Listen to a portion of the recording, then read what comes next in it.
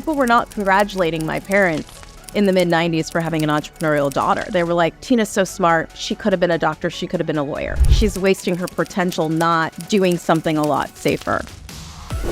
This is Tina Wells. She is an entrepreneur, business strategist, and a best-selling author who has just launched a new travel fashion brand. We've got silent generation, we've got boomers, we've got Gen X, millennials, and Gen Z. We've got 5 different generations, and these brands are trying to serve all of these people. You tip the scale one way, then you're moving towards something and away from something else. Navigating that is a very difficult thing, especially in the day and age of clickbait.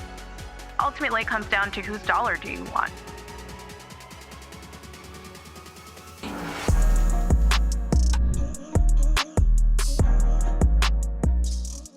Welcome to another episode of Unlock Your Potential. So grateful to be back with you, having amazing conversations with amazing human beings. And today we found another one. Her name is Tina Wells. She's a business strategist, advisor, author, and the founder of RLVNT Media, a multimedia content venture that brings culture-shifting storytelling, interested to double-click on that, and beloved products to market through innovative partnerships.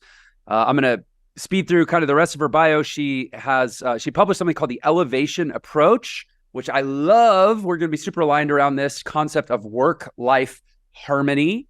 She has Elevation Approach. I have a life operating system. We're going to see how those two things align together. And she developed it while confronting her own personal or professional and personal burnout. I relate. I'm sure no one listening relates to that, though, right? We're the only 2 people that have ever struggled with that. And then she expanded that into a book and a product line that's available at Target stores nationwide. She's also the author of some tween fiction book series and done a ton of stuff. She's launched a market research company at age 16. I was dropping out of high school at age 16. She was like launching entrepreneurial ventures, so we'll have to talk about that.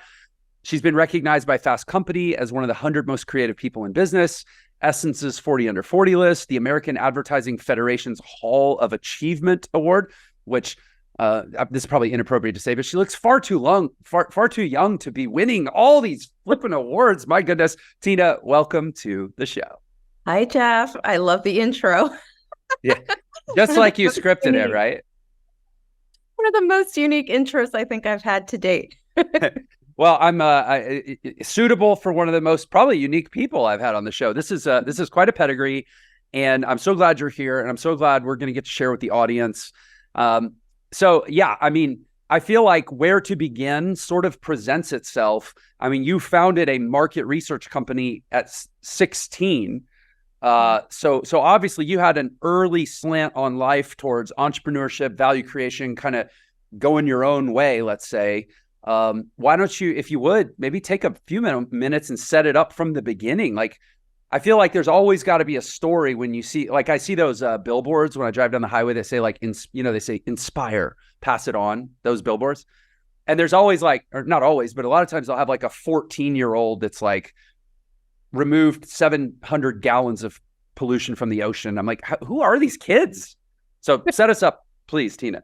I have to tell you, I don't think I was that inspiring. I was a 90s teenager, and I just watched the show on Apple TV that was a documentary, like a series about the supermodels in the 90s. And so if anybody wants to really understand like where I started, how I started, like that is a great backdrop for what was happening in 1996 when I, first started my company. And going back to something you said earlier, I want to make it clear I was not intentional about starting a business, but I have always been really intentional about following passion and curiosity. And that is really kind of the through line in everything from how I go from starting a company at 16 to launching products at Target. It's always about this through line of like following curiosity. So when I was 15, as most 15-year-olds did in 1995, I was reading 17 magazine, found a cool, a job alert for writing for a newspaper for girls. I applied. I got hired as a product review editor. I was super excited. And then I was like, okay, what does a product review editor do? Obviously, it's very obvious you review products. So started lining up very cool 90s brands to review. And something interesting happened. Every time I would send my reviews back to companies, they would say, I love what you had to say. If I send you more product, will you keep telling me what you think? And so that was how I started and continued for years. Didn't know I could make money doing it. That aha moment came a few years later when someone actually told me. I was in my freshman year at college and they said, listen, got to tell you what you and your friends did. Super awesome. I just paid someone $25,000. It was not nearly as good as what you and your friends did. You have a business, talked to a professor. She helped me sort it out after a long independent study over a 13-week semester. And so I'm sure your audience can relate to that grind of, birthing the big idea and full proofing it and testing it. And around that time, it was the first .com bubble. And I'm really, really grateful to this professor who basically said, I don't think you should follow these .comers. They're going to .com, build a really smart business framework. And that framework I built with her lasted for the 24 years I had the agency. And so, I was very lucky through the agency to meet a lot of really amazing people, work with big brands. And that really helped me get to my next level, which was writing middle grade fiction books. And from there, that got me into Target, which then got me to a bigger relationship with Target and launching products at Target. So again, the through line is really always being curious. It's a principle, the second principle, the elevation approach, and really not being afraid to dig into a passion area. I think so often, at least when I grew up, we were taught to have the safe job, right? I can't tell you how many people said to my parents, Tina's so smart. She could have been a doctor. She could have been a lawyer, right? That was before we saw what I was doing, but people were not congratulating my parents in the mid 90s for having an entrepreneurial daughter. They were like, she's wasting her potential, not doing something a lot safer. Meanwhile, all of the good little boys and girls are still paying off their $250,000 in student loans, and 92% of doctors, it's reported, would not advise their children to go into the medical profession now. I know it's not about being right so other people can be wrong, but still, you got to feel kind of vindicated, right? Definitely. Listen, we could have a much larger conversation around career paths and what we're teaching people are the right things to do. And the people I know who are killing it right now are, taking HVAC classes and going into trades and, developing and honing skills. And that still goes back to understanding a need in the market, right? And it's really young guys who are saying, we're going to rebrand how some fields look. So I'm all about disruption and taking the typical path and doing something a little more, undefined. I love that. And as a high school dropout turned jazz musician turned entrepreneur, I will certainly align with you on that. Let's talk about, I love this concept of curiosity. Ooh, what a rich, underused word. And so I'm curious, especially, do you have kids? I don't. No. Okay. I'm one of those people who gets to be a glorious auntie. So. Oh, that's cool. Well, so you're exposed to kids, right? I feel like there's a cultural thing. I have 4 kids, 3 teenagers and a younger girl. And more, it's not even just like, they're not my body of my sample group. My sample group is them and all their friends, right? So I'm having constantly spent the last 10 years surrounded by middle schoolers and then high schoolers and now college age students.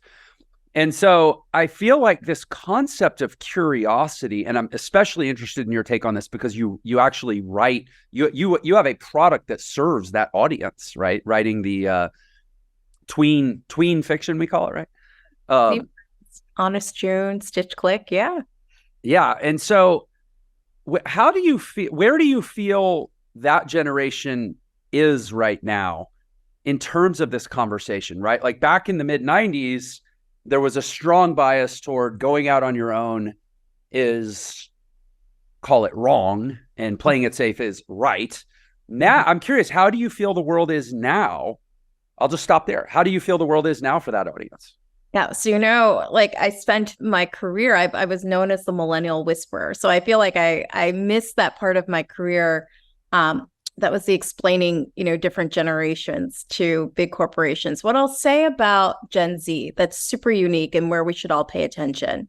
I think millennials, I would almost dub them the great disruptors, right? They had to disrupt systems because around 2008, every system we had been taught to believe in failed that generation specifically, right? We all know collectively what happened to all of us, but this generation in particular, they were graduating from college and all the things that should have been the next setup, right? You work your corporate job, you buy your home, all of that went away for them, right? And so what they did is they said, we can't trust the system. We have to build around, right? They became very anti-establishment. And what do I mean by that? They created Uber, right?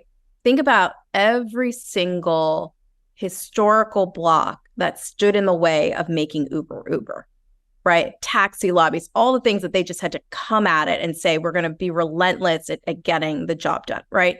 And then you have like Airbnb and the Warby Parkers, and we see the birth of direct to consumer, right? So millennials brought us anti-establishment.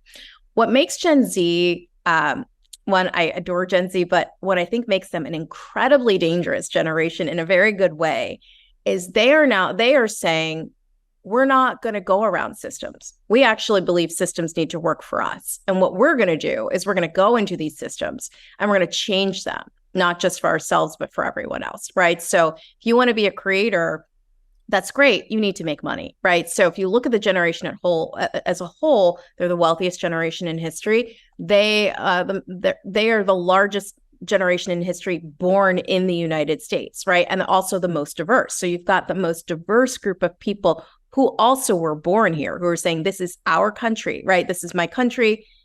We are due certain things. The government needs to function, right? We don't want to create these alternatives. We are going to make the system work for us and support our values and ideals.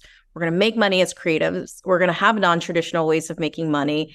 And they're really smart at doing these things. And they've seen, their parents, their grandparents go through, a time of losing money. So I think they're very focused on how do I spend, but also how they earn, and not being willing to give up their life and many fun things to earn money. And so they're just and going about it their own way. Maybe they'll go to college, maybe they won't go to college, right? There isn't this defined path. It's like we have to do one thing. But above all, I believe this is a generation that's going to make money. Like they're very committed to having money and making sure they can fund the things they want to do. Yeah, I've totally noticed that too. I get a lot of outreach on social media because I'm known for kind of mentoring entrepreneurship, right? And I get so many young people like, hey, I just finished high school. I'm at this existential crossroads, right? Like what path? There, I see this traditional path. I see the price tags associated, the literal and metaphorical price tags of that path. It's not computing for a lot of them. Yeah. So I'm curious, and by the way, I had no idea where we were going to meander into, and I'm loving this conversation. So I actually love this conversation around young people or that Gen Z infiltrating infiltrating for the purpose of conversion these systems rather than trying to go around them. I'm curious, because it seems like there's perhaps a conflation in their approach. Where maybe the question is like, what is the point? What is the purpose? What is the strategy? Because what I'm thinking in my mind is like, there is a lot we need to do to optimize systems to make them better for everyone, right? But it seems like sometimes, and maybe this is the media, that conversation ends up getting dominated by an ideological conversation. We're like, oh, you've got these Gen Zers in the marketing department. Let's use two recent examples of Target and Bud Light that are like, they're trying to impose an ideological agenda. And so they end up kind of getting almost like smeared with the paintbrush of like, this is like an ideological thing. But really, it feels like what we're talking about is actually an optimization for the good of all thing. And I'm curious if you could counsel that generation, or maybe counsel our generation who's figuring out how to interface with that generation of like, here's how we actually infiltrate and convert effectively rather than creating conflict or creating unproductive conflict. Yeah. So, I mean, I actually don't put the fault of the conflict with Gen Z, right? I think about, I obviously know firsthand, I a lot about what was going on at Target, especially Right. how brand there and feeling the impact of that. And I think what you actually saw were two systems in conflict, right? And this is not a Target thing. This is when we talk about anytime when I had my marketing company and I would go into a big Fortune 500 company and they would say, we need to change. We need something new. I would say, no. What you're comfortable with is 50% of what you're currently doing and 50% of a new way. No one is comfortable with 100% of a change happening so quickly, right? It's just not, we're not set up as human beings to be fully ready for our world to change like that. That's just not programmed, right? And so a lot of times what I think you find is Gen Z approaching things and saying, this is the right solution. And then we get halfway through the right solution and we want to reverse back to our comfort zone and say, no, that wasn't right. And so in a way, we're like criticizing Gen Z, but we're taking their ideas, half baking them. And then as soon as there's a bit of a resistance, we're pulling back. Right. And so if you think about brands, and I get it, you build these multi-billion-dollar brands and they're safe. And your job is to protect shareholders' interest, right? And that means you've got to protect the revenue. And so the minute there feels like there's some conflict there, you're pulling back. And what we're seeing because of Gen Z, right? I fully believe Gen Z is who's holding us accountable is, as you pointed with Bud Light or Target, the price they're paying is heavy, right? And we're in a place now where we're saying, it's like, who is our audience? Who are we really kind of rocking with, right? Are we going with a younger audience? Are we going with what you say as an ideology? I think at the end of the day, people need to go and really understand their data and really understand who their customers are.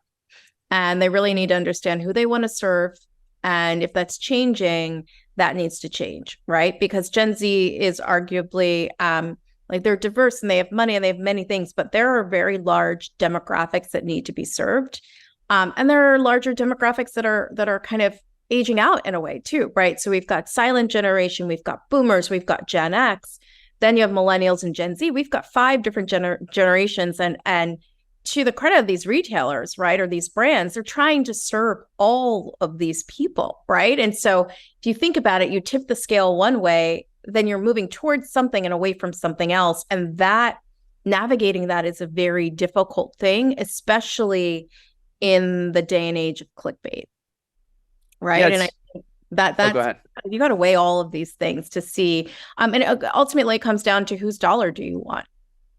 Well, yeah, that's what's interesting to me. If you look at kind of like what is the priming that sends Gen Zers out into the world with this disruptive mindset, and because I'm like a reconciler, right? Like I believe in a lot of the social progress that I think we're seeking through some of these disruptions, but I'm also like a pretty diehard capitalist where like, how dare you compromise enterprise value for the shareholders? That's actually there's a that is like antithetical to the foundation of the prosperity that generally has resulted in improving conditions for everyone.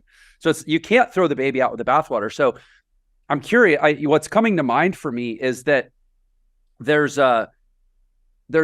perhaps an overcorrection and what I've found through having conversations with this generation is like they totally get social progress. They totally get evolving these, sort of staid, old-fashioned big corporations that, planted their flag 100 years ago and are kind of slow to shift. But there also doesn't seem to be a sensitivity or maybe even a respect for like, no, there's like millions of people's retirements are based on dividends that are paid by these stocks. Mm-hmm. And it's like, like you have to respect that too, because the alternative, like, I mean, it's like Winston Churchill said about democracy. I would say the same about capitalism, which is like, it's the worst system out there except for all the others. Yeah, but it's not Gen Z's fault if the media chooses to address certain narratives for their benefit, right? And I think you can't put this at Gen Z, right? Okay. You have to understand the machine that's being fed by all of this. right? And that machine is actually doing quite well when it comes to their shareholders, right? That is their job, is to take something, exacerbate it, and make it bigger than it actually is, And so I wouldn't put that to Gen Z, because the idea that everyone should be treated equally in retail, okay, we might contribute that as a Gen Z philosophy, right? But in general, if you are of the thinking that everyone should not be treated the same way, I don't know if that's an ideal that we need to maintain, right? I mean, I am a female small business owner who understands that until the 80s, right? I was born into a time where I could not have my own credit card. That is not an ideal that needs to be maintained, right? Women needing their husbands to sign for them to have banking privileges is not something that needs to be maintained. So the reality is there's some things that need to go away, right? Now, when it comes to the comfortability, where I agree with you is we need to have more grace for the idea that not everybody is going to want to deal with change or deal with new, right? And I think that what happens is if you don't agree with certain things, you are then meant to feel bad. And I think in general, there just needs to be a little more, I don't want to say kindness because I'm bringing it down. I think understanding, right? Because I'm not going to be kind to someone who thinks that as a woman or a Black woman that I don't need to have access to certain resources, right? I don't owe you my kindness, but I do understand if America is looking very different, or if the promises and certain things America promised you does not seem to be materializing, right? I think there needs to be understanding around that, because that is in fact a very true thing, right? I can look at our history and say, whether it was spoken or unspoken, there were several things that were true growing up in the 90s for me, right? That don't seem to be true anymore.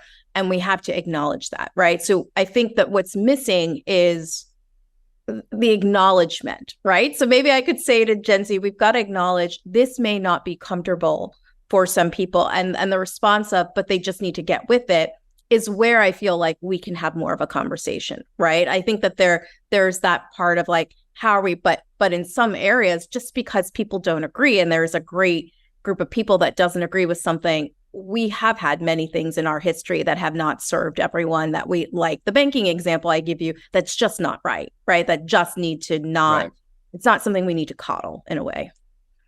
So I feel like the word empathy is coming to mind as you're talking, and yeah, I think that's kind of where I'm coming from, and I'll say this, and we can kind of shift gears, but like, is to me like all antagonistic relationships are grounded in fear at some level, right? Mm-hmm.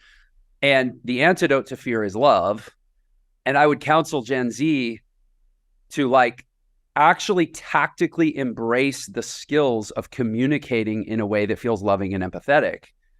And you'll get a lot more traction a lot more quickly with ideas, because not because they're more right or wrong, or the other side is more right or more wrong, but just because you actually reduce the amount of fear in the approach. Yeah, but that may not be their job, right? And what I mean by that is Gen X is actually an incredible generation that goes very unnoticed. But I often saw in my corporate work that Gen X is who keeps the lights on, right? Because they are very good at sandwiching and bridging between, older boomers and silent generation. And at the time when I was doing my work, Gen Z was not yet in the workplace. So I was really focused on millennials, and their ability to manage up and down was pretty incredible. I think Gen Z, like any young generation, has it right. I think their job is to be disruptive. And I think every generation has a role to play. And if they're being disruptive, then you don't look to Gen X to be disruptive, right? You look to Gen X and they're very good at this. It is a natural born. Think about how little we talk about Gen X, right? They're just kind of there keeping all systems running, but they have an incredibly empathetic, natural ability, right? So I think within these bigger corporations, what needs to happen is almost a multi-generational task force that takes on big ideas, right? And thinks through, how are we going to implement this so everybody gets aligned? And the way to do it is not to bring it cannot be a Gen Z idea or a Gen Z approach, right? It needs, maybe the impetus or the idea comes from Gen Z, but then there needs to be a multi-generational task force that is saying, how do we bring this into our corporation in a way that is fully owned by the entire corporation? And I have to tell you, I don't think in the examples you've given that those corporations weren't fully behind it. You have to imagine Target has over 350,000 people that work there. That is a small country in a way. You know what I mean? Right, like that, right. in their own culture. And I have been at the store level all the way to the C-suite, and everybody embodies those same values around kindness, and it's always customer first, and it's always inclusive, right? They lead with those values. And so sometimes I think what happens is, quite honestly, we assume that everybody else in the world has our values. Everybody else in the world maybe doesn't, right? And if you think about Maslow's hierarchy of needs, if some people are just at the place of trying to secure their basic everyday needs, maybe they're not at the top thinking about their self in a different way, right? And that is, to your point of empathy, is saying maybe you're just not there yet and at the place to have this conversation. But I don't think that because certain generations harbor certain beliefs that are not of service and completely outdated, that we have to continue to coddle that. I think we do have to empathize and say things are changing and we need to have an approach. And I think the more inclusive we can be within corporations of including every single demographic in that conversation, I think the better outcome. But do I think it's going to be the best right now? No, we're in a very disruptive time. I think it's going to be a long time before we look back and say we made really important decisions now. I think if you look back to the late 1960s, that was an incredibly disruptive time in our country, right? And there are people going through that who thought, why are we doing this? We should take a slower approach. And I'm very, very grateful that they did what they did then, that I have the ability and freedom to do what I'm doing today, right? And so I think it's really hard to put a measurement on this right now and say, today is the ticker to if this is successful or not. Hey there, real quick, I just wanted to let you know, I have been concentrating a lot lately on providing tons of value to my text message community. This could be random thoughts. This could be letting you be the first to know about an event I'm planning or a special I'm running or a free training I'm hosting. Anyway, just shoot me a text to get subscribed. The number is 702-996-3926. Thanks so much. Let's get back to the podcast. Well, I appreciate, first of all, I just appreciate this really articulate, thoughtful conversation about a subject that a lot of people have a lot of strong feelings about. And I think I'm enrolled. Like I think I'm willing to say, yes, I agree that fundamentally, like I always think about the word conflict, right? Like that word, the Latin means basically with a spark. Mm-hmm. And like a spark, I think of like striking two pieces of flint together, right? Like it's conflict. You're putting two rocks in conflict for an extremely productive purpose. Right? Yes. Okay. So thank you. I had no idea we were going to have that conversation, but I really enjoyed it, honestly. I'd love to pivot into work-life harmony. Like you, I don't love the term balance, but maybe you could talk about that shift or that evolution or that elevation, if you will. Please. Yeah, I think, what I personally realized when I was trying to get balance, and I think any of your listeners who are entrepreneurial or entrepreneurs know, we get into the zone, right? You have a new idea, you love the idea, and you're just laser focused on it. And then you feel the inevitable burnout, right? And so balance taught me that it's fine. If you're working hard, you just need to play hard. And so what started happening is I was just piling more and more and more on the scale to feel imbalanced. And I just felt crazy all the time, right? And I was physically not well and things were just happening. And what I started to realize with the idea of harmony, and that went back to the first principle, the elevation approach, right? Just declutter your space. When I kind of got rid of everything and just took a look at things, I thought, okay, what I don't want is a scale. I want a plate, right? And on that one plate, I want my favorite things. It's my meal. And I know when I add a flavor that works and doesn't work. And I'm not trying to stack it. I'm just trying to have the best thing. And so maybe, the biggest thing on my plate really is my work. And then I start to add in the other things, but I need those other things to make the work the highlight, right? And so that for me is the philosophy that's worked better, is to say I always want to be in harmony. And, if you're doing a dissertation, if you're, doing a test, whatever it is, like there are times in life that are going to require more from us when it comes to work. That is just natural, right? Like I know a lot of parents in the month of September, your kids are getting back to school, you're getting back into the habit. The focus on home in September is super heavy until you're in your new routine, right? That is inevitable. That's going to happen. So maybe you're not taking the trips and vacation time is over, but you can plan a family game night or something that still lets you have fun, right? But if you were trying to do it the balanced way, you'd have as much fun as you have work, and that's not sustainable.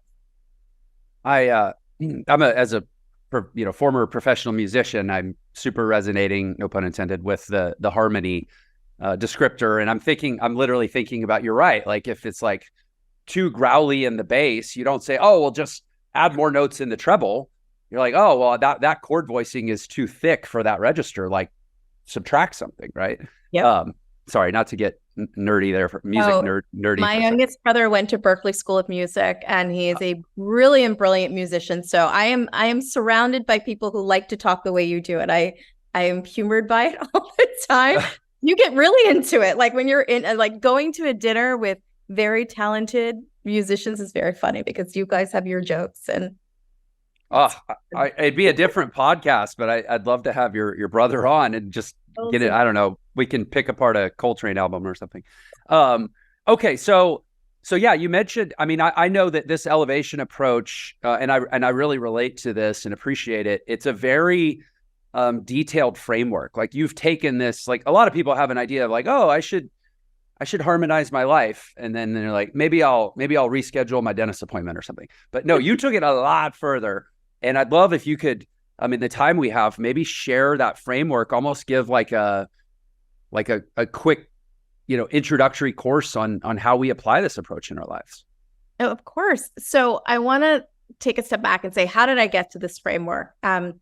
I was at lunch with a friend and I was telling her about these books I had coming up. I was like, I've got 7 new books. And she said, I wish I could do that. She's like, I have an idea for something and I just can't get it out of my head. And as any entrepreneur will tell you, we hear like a light bulb goes off, right? When we hear this. And I thought, okay, this is a very talented friend of mine. If she's having this issue, are other people having this issue? I know I had this issue. And I needed the framework for myself because I was always stuck in a loop of coming up with a big idea and socializing it and then going back to work on it. And I felt like I was never launching anything and burning out, right? That's the 2 worst things that could happen, that you're never accomplishing what you're trying to accomplish and you're going through the burnout.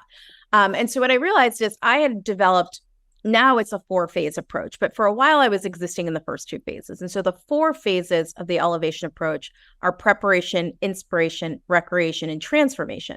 And I was caught in a loop of preparation and inspiration, meaning I do all the background work to get an idea where it needed to go. And then in inspiration, it's when I socialize it, I get really excited by talking to all the people in my community. I'd network like the best of them.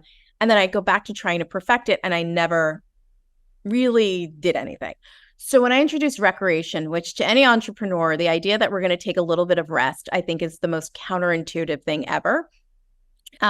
But when I started to incorporate that and I tested it, it took years and years and years to get to the point of being good for me, of adding recreation. But once I got the recreation in, I was able to finally transform and launch things. And I was able to start launching a lot of things and getting a lot of books done and product lines because I really then systematized everything. And so the book takes you through not just these 4 phases, but I realized I couldn't get from like phase 1 to 2 without a few principles of what we call instant elevation. So, and just to give you an example, in preparation, the 3 core principles there are: first, to declutter your space; second, to get curious; and third, to know your numbers, right? And then every phase has these little instant elevations that will help you get to the next phase. And so there's a book, the workbook just launched in September. I love the workbook. It has tons of exercises that will help you achieve work-life harmony. And really the book ultimately asks you a lot of questions. And really requires that you get really introspective and say, what do I want in this stage in my life? what does true harmony feel like for me? And then how do I go about achieving my version of work-life harmony, right? It's not Tina's version. It's your custom-made version of what work-life harmony looks like for you. So I'm super interested. The idea that really stuck out to me, because it's what I need to hear, is this idea that when you insert recreation, the preparation, inspiration, transformation, call it loop, becomes possible. And it's funny so let me share the visual that came to mind when you alluded to that. Every morning I have I have my little morning routines and my concoctions, and one of them is actually very gross, but I'm proud of it. It's raw apple cider vinegar mixed with pre-workout to go before I go to the gym. Oh yeah. And then I dilute it with alkaline water, right? And I recently, so I get in the gym, I get in the car, go to the gym with my wife, and I'm always drinking this thing in a cup, and I'm trying not to spill it on myself every time she drives, because I have to drink this drink. And finally, she's like, Jeff, I cannot handle the smell of that drink in the car. I'm just waking up. We're going to the gym. It's like 5 or 6 in the morning. And she's like, so I started putting it in a bottle with a top so that the smell wouldn't be wafting out in the car. And as soon as I did that, I had my, sorry, this is kind of a long dorky story, but I had my proportions, my quantities that I measured of the different ingredients. And I put it in this bottle that has a top on it now, and it fills it up right to the brim. And I go to shake it, and you can't shake a bottle if it's too full. It needs some extra space to slosh around and develop, let's say. So you see where I'm going with this metaphor. It's like recreation. And so then I said, okay, I'm going to cut back on my quantity of water. So which makes it taste even grosser. But now there's room to shake the bottle. And I feel like what you're saying is, if you want to develop as an entrepreneur or as a liver of this harmonious, high production, high performance life, you got to leave a little room in the bottle so that it can slosh around and develop. Absolutely. And also it just makes space for newness to come to you, right? Mm-hmm. New ideas. Like, as entrepreneurs, we thrive with ideas. I can't tell you how often I go into like a slow flow yoga class, and this is maybe midpoint of my day, like 3 or 4 o'clock. There's a lot of day that's happened, right? And I'm just thinking about things, right? And I don't go in with any intention of like certain, and I come out and I'm like, oh, this is how I solved this problem. This is how I solved that problem. And I really believe that like the solutions came because I just got off the train for a minute, right? When you're on the train where you're looping, you're going, there's no time for anything to just come to you, right? And we all know as entrepreneurs, however you find that like divine space, you need to get that inspiration from somewhere, right? And that is what feeds us as entrepreneurs. It allows us to go be who we need to be to our communities, to our stakeholders. And so you have to have some fun. You know, you have to just play. And I think you said this earlier when we started talking, you were talking about watching your kids. The thing I love most about watching children is they know how to play. They've nailed it, right? They know how to play and how to have fun, and that they know how to be curious. And I talk a lot in the book about like what we can learn from the kids in our lives, and just that idea that you have to make some space. And I say, just try it, right? So if you can't, I am not expecting that you're going to read this book and say, okay, clearing my schedule for 2 weeks. It's like, start with 15 minutes and see how you respond to that 15 minutes, and you know, check it. Make sure that you're like, oh, this happened because I took that 15, like constantly give yourself that checkup to say, am I improving? Does this feel better? And you will inevitably give yourself more time, right? If you start measuring that, if you start measuring the effects recreation is having, you're going to add more of it, and you're going to notice you're getting done as much, if not more. It's easier. It feels lighter. And that's when the harmony piece starts to kick in. I love it. I mean, it is right there in the word, right? Recreation. Yeah, it's true. Okay. So since I'm sure I'm not the only one that wants more of this amazingness, how does the world come and find you and perhaps partake of what you offer it? Thank you. TinaWells.com. You'll find everything. And of course, I'm very fortunate to say Target.com, Target stores. Elevation had its run in Target, and now I have a new line that's at Target, focused on luggage and travel accessories, called Wander Lane. And so you can see that at Target stores now through next spring. So I'm super excited to bring the idea and the concept of work-life harmony to travel. I think we can travel in a way that's better. Travel for me brought a lot of inspiration, but there are also times when travel was not fun. And so I thought we could bring some inspiration to travel. And so that's my next project there at Target. But tinawells.com, you'll find everything.